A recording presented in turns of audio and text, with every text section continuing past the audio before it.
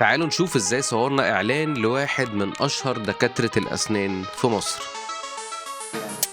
الإعلان ده إنتاج سنة 2023، يعني عدى عليه سنتين تقريبا أو أكتر. جالي تليفون من الإيجنسي، عندنا فكرة إعلان وعايزينك تخرجها. بعد ما حضرنا مع بعض التريتمنت أو المعالجة، وبالمناسبة لو أنت مش عارف يعني إيه تريتمنت أو معالجة، الحلقة اللي فاتت كنا بنتكلم عنها بكل التفاصيل، ضروري تشوفها. بعد ما خلصنا التريتمنت، أول حاجة عملتها وهي المعاينة أو السكاوتنج.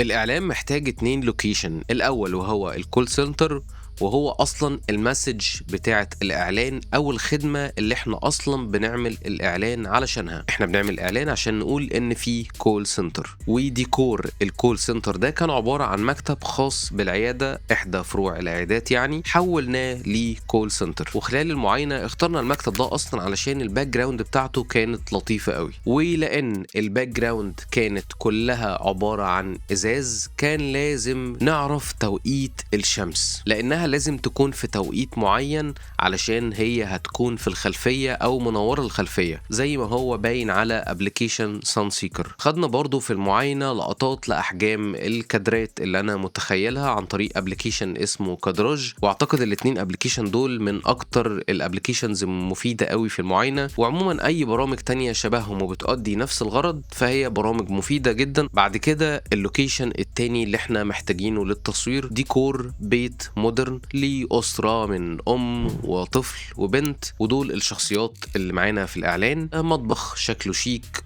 صالة شكلها شيك، مدخل البيت يكون شكله برضو لطيف. وبرضو خلال المعاينة صورنا بالموبايل بريفيز فيديو، وده فيديو بشرح فيه التفاصيل بتاعت أحجام اللقطات، الكاميرا هتكون فين، ولو عندي أي ملحوظات مثلا على الديكور أو حاجة شبه كده. بص، انا هبقى محتاج يعني حاجه تتحط هنا، فقلنا ان ممكن يكون اي حاجه اكسسوار من الحاجات دي مثلا، ولوحه مثلا او حاجه كبيره تبقى متعلقه هنا كده، نفس الكلام هنا. والترابيزه دي هبقى ناقلها هنا كده تبقى محطوطه بالطول، والستاره دي بدل ما هي واحده هيبقوا 2. وبره هنا هيبقى في يعني شجر بقى شبه اللي بره او شبه اللي تحت ده، لو اللي تحت ده بيتحرك، او نجيب حاجات من جوه يعني اللي هي البلاستيك تتحط هنا كده. ولو في ترابيزه صغيره تبقى محطوطه هنا. ده كده الضيق. تعالى خد اقعد هنا، اعمل نفسك بتتكلم على التليفون كده، بص الناحيه دي بس.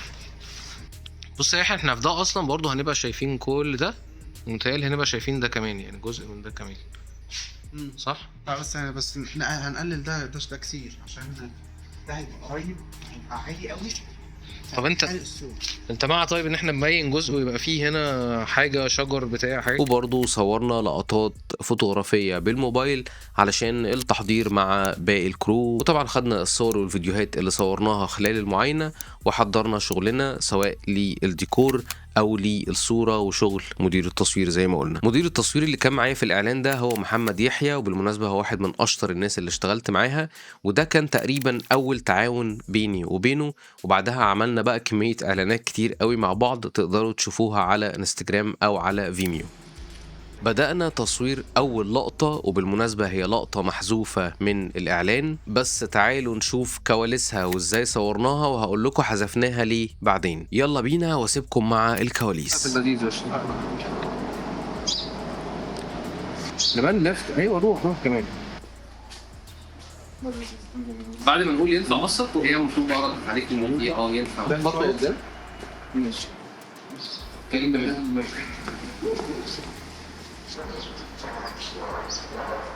دكتور، معرفتش اقول لك قدام ماما صرفت كل فلوسي على الشوبينج وانا ينفع اقسط؟ يلا نسكيب ده هنا فوق زي كده. ونقف في المارك اكشن.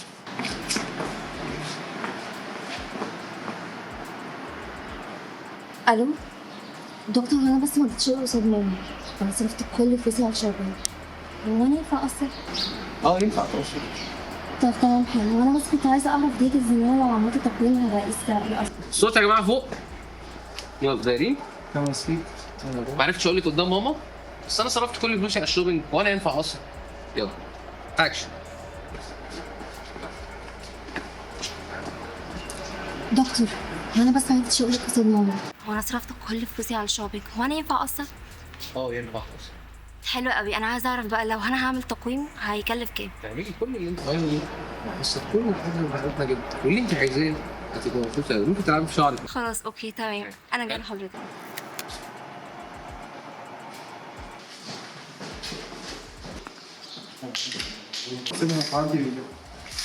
في تاني يعني؟ كده كان؟ الو، اخبارك ايه يا حبيبه قلبي؟ عامله ايه؟ دكتور حبيب قلبي عامله ايه؟ تقول لك ازيك يا طنط صحتك عامله ايه؟ سناني بقى ازاي يا حبيبي؟ الحمد لله. بس عايزه اقول لك بقى عندي بنت فاطمه عندها 9 سنين يا حبيبتي، عندها ضرسين مسوسين، ابن سوسن ولا ابن وياسر ابن صفاء. وياسر ابن صفاء يا حبيبه قلبي، اسنانه كلها اللي قدام مكسوره. هنحاول نقول الحاجه زي ما هي شويه لان هي الكتابه فيها افيه اصلا. تمام. يعني مش تظبطوا العيال تصلحوا العيال. هتقولي ثواني يا دكتور معلش في التليفون وبعد كده اقول لها هتبصي لنادين معايا تليفون. معايا بتكلم معايا الدكتور نور. روح لحظه. وفين الموبايل اهو؟ يعني انت اصلا بس كلمه تعبك اصلا انت بتاكل برضه. وفين الموبايل يا ماما؟ فهي تقول لك عندك على الترابيزه ايه؟ عندك على الترابيزه بقى. يا دكتور حضرتك مش فاكرني؟ واللي هو يعني بيعتبر اه ازاي مش عارفين لا كده ايس كريم تاني يا كريم. معلش يا دكتور صعب بحب قوي. دكتور نور؟ هو اول ما يقول ايه يا دكتور مش عارف ايه تمام؟ وبعد كلمه بقى بحب قوي يا دكتور دي انت خلاص عرفت ان هي كده العيال. انت هتروح تقعد هنا كده. تقوم رايح طالع قاعد على الكرسي. انت بقى المجامله مطوله شكلها يعني وانا وتقوم ده وش بالظبط. السنين كلها وبعدين قعدت فتره على تقويم. انت عارفه بالظبط. اشرح حاجه بالظبط. يا جماعه، هو في موبايل؟ ثواني معايا الدكتور. معايا ايه؟ لا تقولي ثواني انت بتكلمي الدكتور. ثواني ثواني. معايا بكلم معايا موبايل يعني بكلم معايا الدكتور نور. تمام. ثواني يا دكتور معلش. معايا مكالمة من معايا الدكتور نور.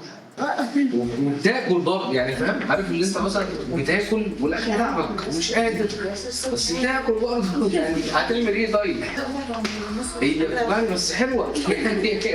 ماما هو فين الموبايل؟ لا بناخد ده احسن من نقول دلوقتي. مش عارف موضوع تاني. اوكي. دلوقتي يا نفسي تمام. خلينا في الفتح. ضرب كده خد تاخد بالجنيه ولا اكشن. هو فين التليفون؟ عندك على الترابيزة. تاني كده تاني. ولما نمسك الموبايل نستنى يعني اكيد هيرن ولسه في حد هيرد. تمام؟ نرجع ورا بهدوء مش مستعجلين زي ما قلنا هناك. اكشن. ماما هو فين الموبايل؟ انت ما بتاكلش والله كانت بالمصحف. لا كل يعني برضه يعني وبص جنبك. احنا هنقف هنا كده بالظبط. يلا نعيد تاني. والواد ياسر ابن صفاء عنده سنة من قدام مكسورة، والعيال في المدرسة مسمينه ياسر سلمى. عايزين بقى نجيلكوا العيادة وتصلحوا لنا العيال دي. روحي خدي الموبايل ورجعي تاني. دكتور وحشتيني. لا مش يعني هنقف نفس المكان بتاعنا وبعدين نبدا نتكلم. ايوه بالظبط. 3 2 1 and action. يا ماما هو فين الموبايل؟ عندك على الترابيزة يا كريم. اطلع قدام شويه بس بص كده على الارض يعني وبص جنبك. احنا هنقف هنا كده بالظبط. يلا نعيد تاني. هنركز ونقف فين ونركز ان احنا نبقى هاديين. ماشي؟ يلا انا واثق فيك. اكشن. يا ماما هو فين الموبايل؟ عندك على الترابيزة يا كريم. نزل الموبايل وحطه على ودنك تاني. نزل الموبايل يلا حطه على ودنك تاني. مساء الخير عيادات دكتور نور مع حضرتك يا فندم. يا دكتور مش عارفاني ولا ايه؟ اكشن. عايزين بقى نجيلكوا العياده وتصلحوا لنا العيال دي. يا جماعه هو في موبايل؟ ثواني. معايا مكالمة من عيادة الدكتور نور. ده حلو قوي. هو بس احنا كان نفسي بره يبان اي تفاصيل.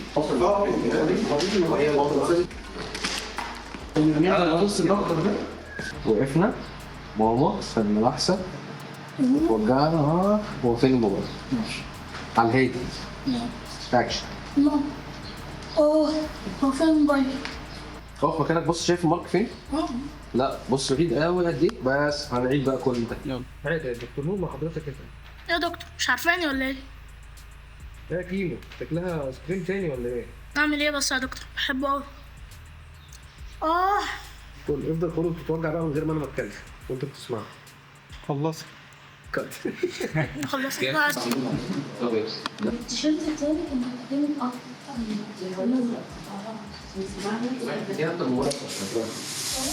3 2 1 مستعجلين قوي. لا معكش 3 2 1 and action. يا جماعة هو فين موبايلي؟ معايا ثانية واحدة يا دكتور، معايا بكلم الدكتور. بجد؟ طب هاتي بس اقولها حاجة. دكتور وحشتيني. معلش انا عايزه بس اسالك كده؟ اه بس بطل ولا بطل ايه؟ كده 3 2 1 and action. ماما هو الموبايل فين؟ عندك على الترابيزه يا كريم. بعمل ايه يا دكتور؟ بس بحب الايس كريم قوي. هو انت بتكلم عياده الدكتور نور؟ طب هاته عايزه في استشاره. تعال بص كده يا فعلا يعني عشان انت اللي فوق. طب تعال نشوف. تعال تمر واحنا فوق و 3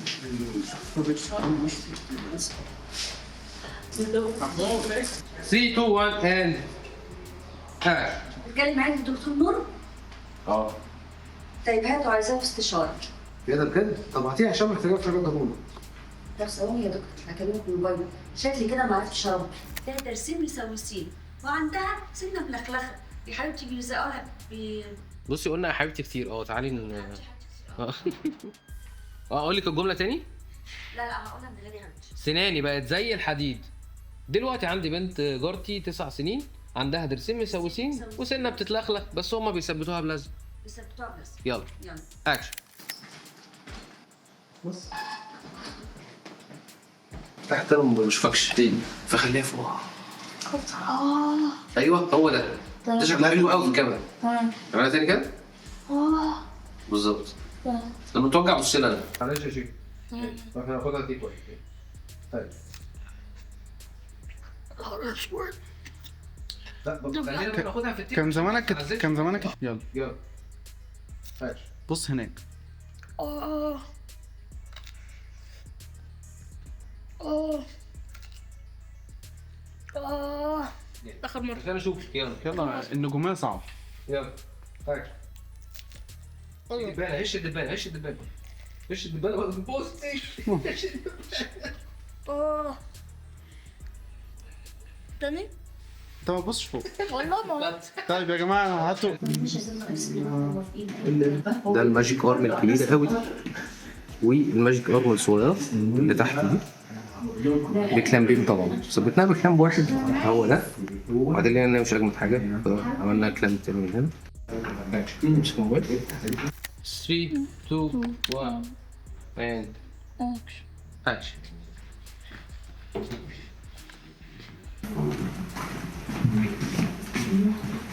اكشن. امسك موبايل. امسك جامد. اتصل. بيتصلوا باين هم باين.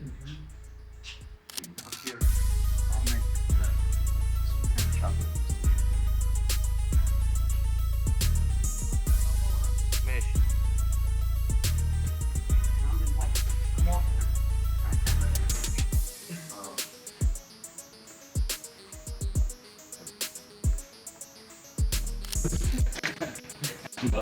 تمام ولا حاجة والله. وده كريم شغل يعني. تبقى باين اكتر.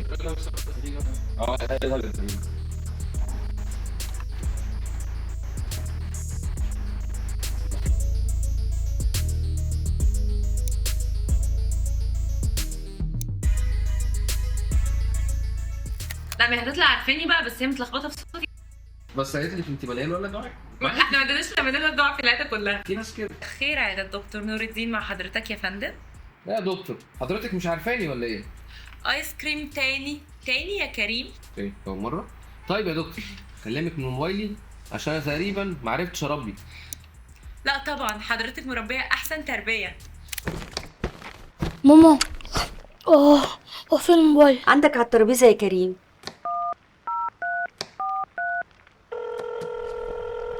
الو مساء الخير عياده الدكتور نور الدين مع حضرتك يا فندم. يا دكتور مش عارفاني ولا ايه؟ ايس كريم تاني يا كريم. اعمل ايه بس يا دكتور؟ بحبه قوي. انت بتكلم عياده الدكتور نور؟ هاته عشان عايزاه في استشاره.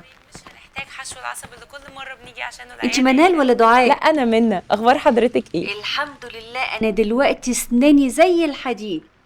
عندي بنت جارتي عندها 9 سنين، عندها ضرسين مسوسين. ولا الواد ياسر ابن صفاء عنده سنه كده قدام مكسوره، والعيال في المدرسه مسمينه ياسر سنه. انا عايزه بقى اجيب لكم العيال دي يوم كده العياده تصلحوهم. يا جماعة هو فين موبايلي؟ معايا مكالمه من عياده الدكتور نور. طب هاتيه عشان عايزاه ضروري. طيب يا دكتور انا هكلمك من على موبايلي، شكلي كده ما عرفتش اربي. حضرتك ربيتي احسن تربيه. دكتور معلش انا عندي سؤال بس نسيت اساله لك امبارح. وجع الأسنان ما بيستناش، اتصل على 19 343 واستشير واسأل لصحة أسنانك مجانا، وكمان وفرنا لك كل طرق التقسيط اللي هتريحك.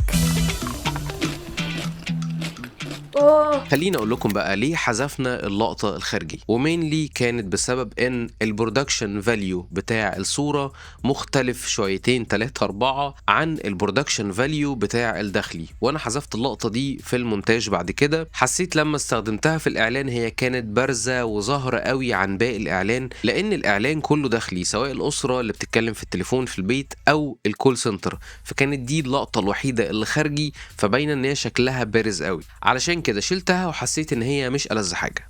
حابب اشكر كل فريق العمل اللي اشتغل معايا على الاعلان ده، كان كرو صغير في العدد لكن طلعنا نتيجه مرضيه لينا وللكلاينت، والحمد لله كان اعلان ناجح. لو عايز تشوف باقي اعمالي كمخرج وبروديوسر هسيب لكم لينك فيميو تحت في الديسكريبشن، ولو عايز تشوف behind the scenes او خلف الكواليس هسيب لكم برضو لينك انستجرام تحت في الديسكريبشن، تقدر تخش هتلاقي عليه كل الكواليس. اتمنى تكون الحلقه عجبتكم، ولو عجبتكم اعمل لايك وشير وسبسكرايب او اشتراك علشان نشوف الحلقات الجايه ومفيش حاجه تفوتك. اخر حاجه بقى، لو عندك اي سؤال تقدر تسيبه في الكومنتس تحت، وادعي لي دعوه حلوه من قلبك. واخيرا اشوفكم الحلقه الجايه. السلام عليكم.